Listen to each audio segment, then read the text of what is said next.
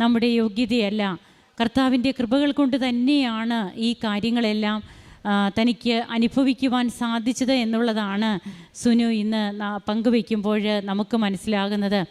അതായത് എങ്ങനെയാണ് കൃപാസനത്തിലെ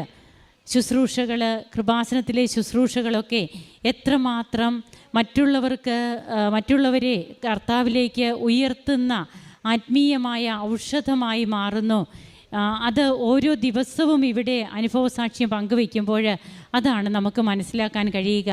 ഇന്ന് ഈ ആത്മീയമായിട്ടുള്ള ഈ ഉദ്യാനത്തിൽ, ഈ ആത്മീയ ഉദ്യാനം എന്ന് തന്നെ നമുക്ക് പറയാം, ഇവിടെ വന്ന് എത്രയോ മക്കളാണ്, അതൊന്നും പഠിപ്പില്ലാത്തവരോ അല്ലെങ്കിൽ അങ്ങനെയുള്ള വ്യക്തികൾ മാത്രമല്ല, എന്നാൽ എല്ലാ നിലയിലുമുള്ളവർ, അവർക്ക് പ്രൊഫഷണലൊക്കെ അവർക്കറിയാം, അവർക്കിന്ന് രോഗത്തിനൊക്കെ മരുന്നൊന്നും ഇല്ലാതെ